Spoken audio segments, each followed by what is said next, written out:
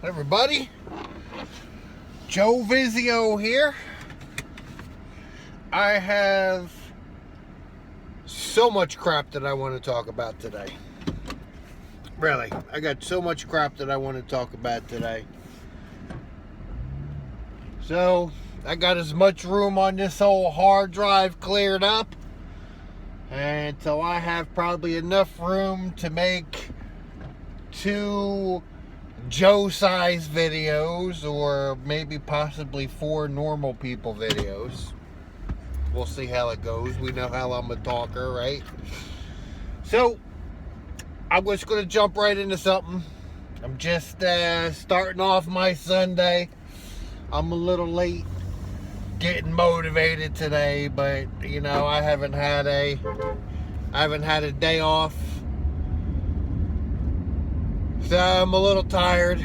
You know, I had to cover for an employee that called in, and you know, they don't want to they want to take one of these days off until after Christmas so that they can do stuff with their families. And you know, I'm easy like that. It's not going to kill me. It's just a little 2-hour job I'll be covering. But yeah, that does kind of put me working 7 days a week all the way up to Christmas. So I am going to be busier than a one-legged man in a butt-kicking contest. So let's go ahead and jump into something here, you think? First thing I want to kind of touch on this whole money subject thing again. And you know, this time I'm going to start off. I'm going to look at this from a little bit of a different angle, and I guess we're going to more get into the whole maybe stepchild, older child kind of dynamic. And the reason I want to talk about this is that I have a really long time friend. This guy, he's probably my best friend in the world. I've known this guy since I was probably like 14 years old. And, you know, usually, you know, you don't really talk so much about things like this with some of your friends, especially friends that grew up in normal households, because they may not always understand what you're talking about. And, you know, this guy kind of was always around. You know, he knew my father. He's seen how my father was. But, you know, the surprising thing is that he always seemed that good side of my father. The good guy, the cool dad. You know, when my friends would come over, and I'm talking, you know, in my teenage years, my friends would come over, and you know, my dad automatically starts talking about the girls and the heinies and the boobies, and you know, starts talking to my friends about smoking weed, and you know, he said, "Oh man, Joe, your dad is just so cool." But later on, you know, this guy really seen it, and you know, he wasn't ever really very vocal about it or anything. He's just, you know, kind of not that type. But, you know, he's always kind of said to me, you know, Joe, I never really understood why your father did that to you, why your father treated you that way. And that's all he ever needed to say, because I knew that my friend, he recognized it. I mean, there was nothing he could do about it. He wasn't going to be able to jump in between me and my father or anything like that, but he just kind of, he's seen it. He knows that I'm not talking out of my ass when I talk about these things. And, you know, he's listened to a few of my videos, and, you know, his wife knows all about it. And his wife, you know, was kind of presenting a situation to me. And It's kind of something that me and my friend have talked about before, and what we have is my friend and his wife, they have 3 children. And one of the children, the oldest one, is a child of my friend from a previous marriage, which to my friend's current wife, she doesn't see that at all. That's her child. She treats him no different than she treats her other children. She loves them all the same. But the problem that she's having is with her parents, where, the dynamic there is her father and his wife, her stepmother. And what they're doing is they send over birthday money or Christmas money, but they treat the kids different. Like on the birthday money situation, they'll send the 2 kids that are a product of both my friend and his wife. They'll send them, birthday card with a little check from grandpop and step grandmom. But the other child doesn't get anything.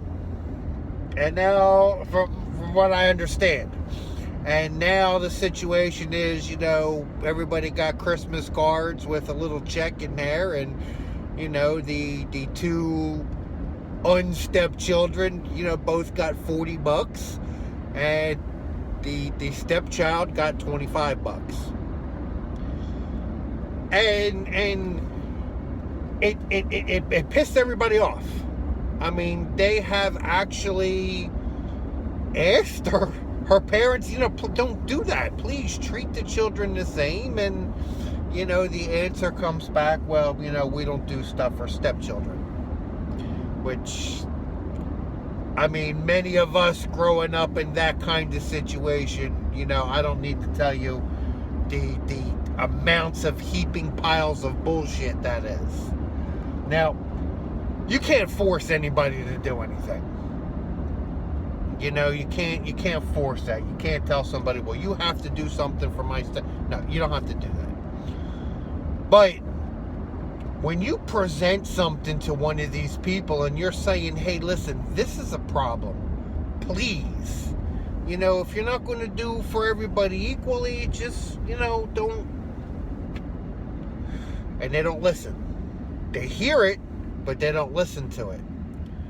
This is a problem. And, first of all, I have to say, I mean, to my friend's wife, and I'm not mentioning any names, but to the wife of my friend, you are doing what all of us wish that our parents would have done, at least one of our parents would have done, which is protect us. And you are protecting your children. Even if this is a stepchild, you don't see him as a stepchild. You see him as your child, and you are protecting him just the same. I mean, people like me could only wish that something like that would have happened. I went through it. I went through it with my grandmother. I wasn't a stepchild. I was a natural born child. And, it happened a lot with my grandmother on my father's side. With people on my mother's side too. Can't ever forget Aunt Dot and whatever the hell her husband's name was. They would come over and they would take my sister for the weekend and they would just leave me home. I remember one time, sitting at the window crying and the husband came back in and gave me 4 quarters. That was to buy me off because they weren't taking me as well. And it's just not right. It's just not right. And again, it's kind of a touchy thing because we can get into just on the money dynamic of that, where you want your children to be treated equally. But you can't force somebody to do things like that, but it's not right. So what do? How do you combat that situation?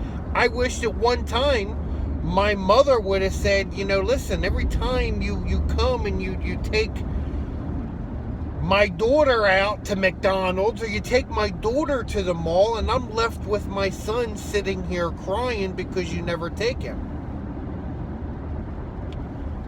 I wish that my mother would have done that, but then, and I'm going to, step out on a limb here and look at both sides of the coin on that situation.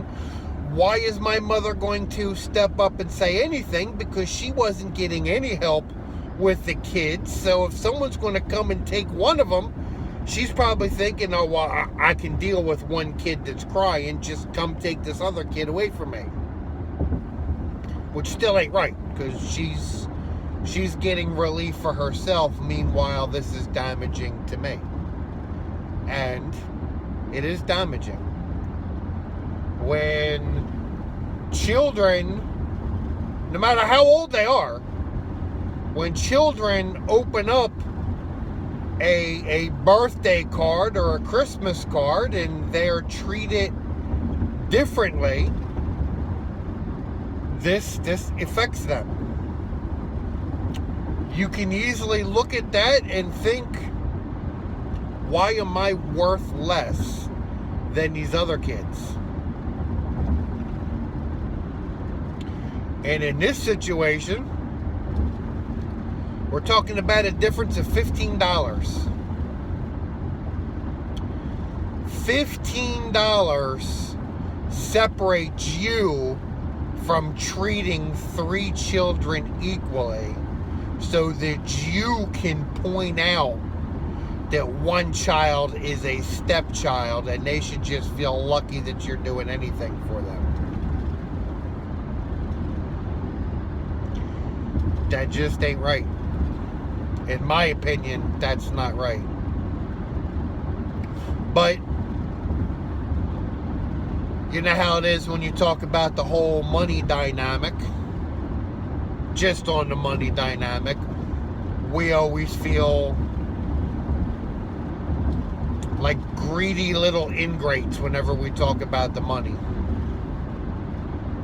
And I do want to get into that a little more, because in every video that I'm talking about this, I always kind of have this kind of a cloud of shame that's really hanging over top of me, just because, I guess I can hear my father's words, just, that's all you care about is money, that's all you want is my money.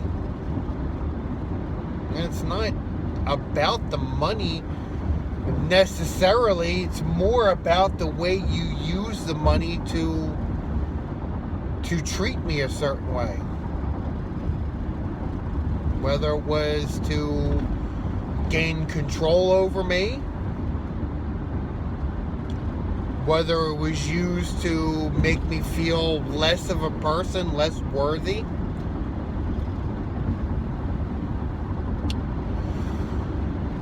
Why should any of us, as kids or young adults, why should any of us have to feel ashamed because we had to ask our parents for help? Or when we were kids, we asked our parents to buy us something, whether that's a toy or clothing or something like that. Think about how we were raised for a second. Just follow me on this.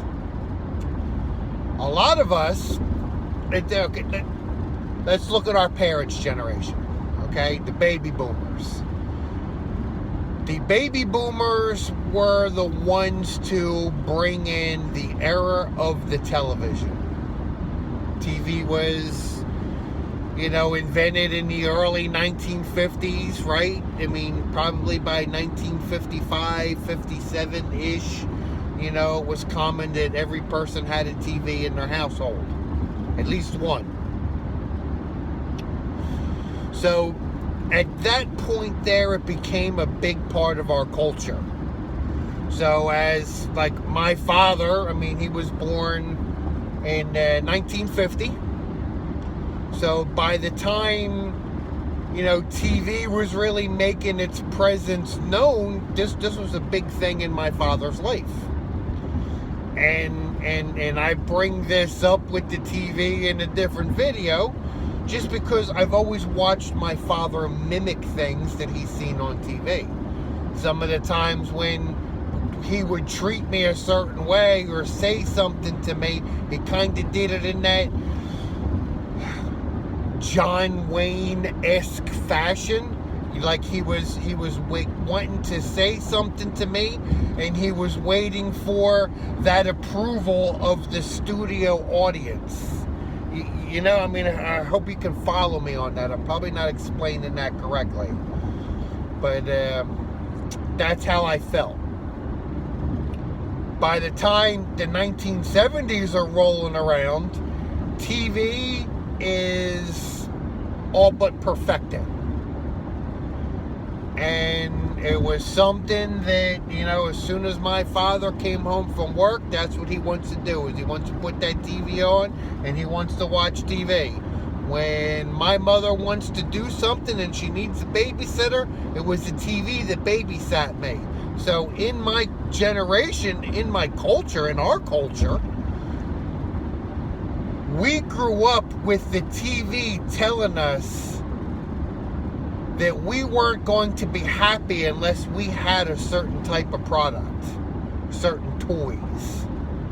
And then as we see those toys on TV, and now they have television shows that are based around those toys, and we go out with our friends, and our friends have those toys, it was natural for us to ask for those toys. We weren't greedy. We weren't being little grease balls. We weren't being little crumb snatchers.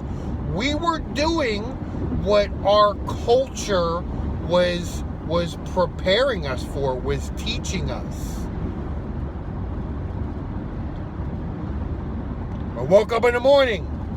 The TV was put on. And my day had the little knob where you had to get up and turn the thing to change the channel. That's how it started off. I was the remote control for my parents. Hey, come down here. Come change the channel. Made a video about that, about being my father's little personal step and fetch.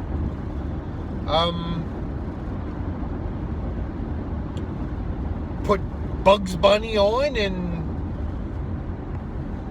watch Saturday morning cartoons until my brain was just about melting, which every other commercial that came on was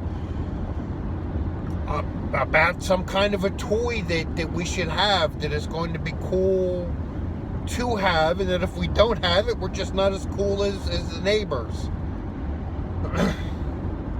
Start learning the lesson that Santa loves the rich kids a whole lot more than he loves us poor kids. So, for us asking for these things, and then, our parents turning around and making us feel bad about it, and,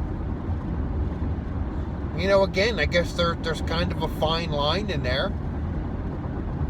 When I was a young child, we were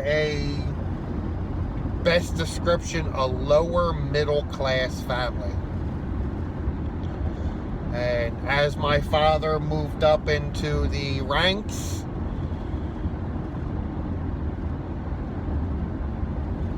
you would think that, things would have gotten a lot better for us. They got a lot better for him. And, again, don't take me as I'm saying that I was neglected. I wasn't just neglected. Wasn't that I was neglected. It was just a combination of what I was seeing, what the television was telling me, what society was telling me asking for those things that society was telling me that I should ask for, and my father just really being a greedy person. And again, it's not abuse that he didn't buy me and my sister the things that he bought himself. And this isn't about my father not having money. This is about my father taking care of himself. This is about my father where he would have a closet just absolutely slam full of clothing for himself, but when it came to me and my sister going out school shopping, bare minimum, man, bare minimum. I don't have any money. It was about me sleeping on a rollaway bed that was more than likely stolen from one of the hotels that he worked at, and my father sleeping on a deluxe king waterbed. Everything was good for him. Me and my sister got the shit end of the stick, and if we said anything about it, we were greedy and we didn't appreciate what little we did have. So do we see this whole why we are like this? Why sometimes when we talk about money, we kind of feel like we're walking on eggshells because we don't want to feel like we're just some greedy ingrates. There's another person that I made a connection with through here, Sue's Journey. She's got a channel, check her out. She is short and to the point. I mean, the few videos that I did get to check on her, I mean, she's got her subject, and I mean, she starts hitting you with facts, and she's on the money. Check her out. But this is a person that I made a connection with over this very topic. I think she went through the same thing that I did. That there was a little bit of money in her family. I mean, they weren't like money falling out of your ears rich, but there was a little bit of money there eventually, and they did get to live the upper middle class kind of lifestyle, but that was something that was for her parents, for her father. That wasn't something that was for her. And another one that your needs or your wants were translated as to you are being outed because you're greedy. So, back to the whole stepchild dynamic here. And it wasn't just stepchildren that happened to. Happens to regular children. Natural siblings, I don't know what you call that. How do you combat something like that and still not feel like you are just being greedy, or that you're teaching your children to be greedy? And I have to say, again, hats off to my friend's wife, because the way that they're raising their kids, the daughter just automatically said, "You know what, Mom, take my check, cash it, and make it even." I mean, again, that is spot on parenting. This is something that a lot of people like me missed, and I know you out there, you've probably felt a little bit of this too as you were growing up. I won't get into any kind of specifics, but I know you had your specific battles, and even what you were talking about with the way your brother was treated. And check this out. My friend's wife, she has a brother, and the dad and the stepmother sent a card over to him, and yeah, I think there was a check in there, but they didn't even sign the card. They didn't write anything into the card. Whatever Hallmark said in the card, that was it. They just stuffed it in the envelope and they sent it to him like, whatever the card says, okay, yeah, we feel that way. And it's just, I know the guy. I mean, it's sometimes people just don't know how to do things fairly, and I can only imagine what it may have been like growing up. People, Gen X has our own thing. Gen X we were the people that started wearing, beanie caps, and some of us started wearing our pants sagging down, and we really embrace the whole earring, tattoo, mohawk kind of lifestyle. And when Gen Xers look at each other and we do that, we don't see anything to judge each other over, because we all did that. I mean, I talk about myself, how I used to like to wear the ripped pants and the ripped shirts, and it was cool, man. It looked like a badass. But I went through a lot of judgment with my father over that. And I think that, maybe in this situation there is some judgment going on there, because, this guy, he's a nice guy, but I mean, he's a tattoo earring kind of guy, I mean, he's comfortable in his own skin. And some people tend to look down their nose at it, or even like things that we went through when we were kids. None of us were perfect. We all fucked up.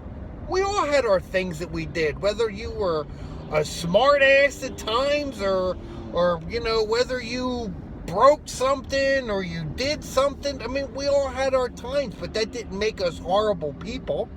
And that damn sure doesn't make it okay for us to do something when we're 14 years old, and here we are in our mid to late 20s, and we are still being judged for that.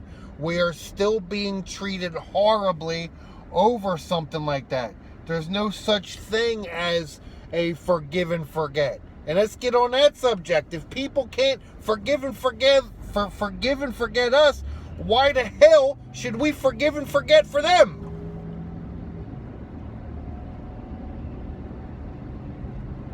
But this happens. So the bottom line where we come out for this is, what can we do about it? And this was the question that was asked. I mean, we can recognize everything that we can say which makes the whole situation fucked up. But what do we do about it? And my answer, I mean, and I have to take a page from the Ollie Matthews manual, Ollie Matthews 101, and say that the best way to win the game is to not play the game at all. We can't explain to these people what is wrong. We can't explain to these people why it is wrong. They won't listen. I mean, this woman has sincerely asked her father, Dad, please don't do that. Treat my children equally. And it goes to the natural born siblings too, because from what I understand is that grandpa and step-grandmom want to take the daughter, but they don't want to take the son. My friend told me they can be out to eat, and they'll say, okay, well, we're going to take care of the daughter's bill. Oh, well, fuck my son, I guess, right? Not that I want your money to do that, but I would like for my son to hear, yes, you care about him too. You don't have to give it to him. So the best way to win that game is to not play the game at all. And what my suggestion is, when you get those checks and you see that those checks are not equal, send them back. Don't even cash them. And I think that you've done such an awesome job at raising your kids that your kids don't want that money either. You take care of your kids. When your kids do good, when they're doing good at school and they're doing good around the house, if your son wants a video game, you are not shamed. You will go to the store and you will buy your son a video game.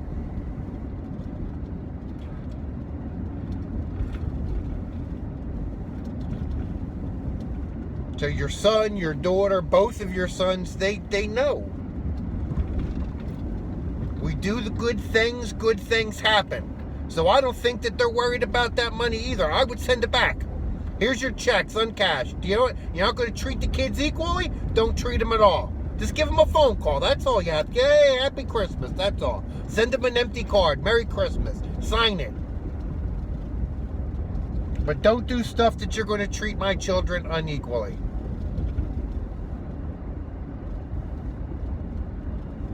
That's all.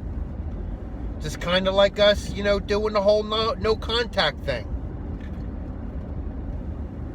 We're not playing the game anymore. You want to talk about me, you want to sit around the dinner table, and I'm going to be the topic of your conversation and how hard. I don't give a shit, because I'm not there to hear it. And this is why you should no contact the flying monkeys and everybody else that's in that dynamic as well. Fuck them all. I don't even want to hear about it.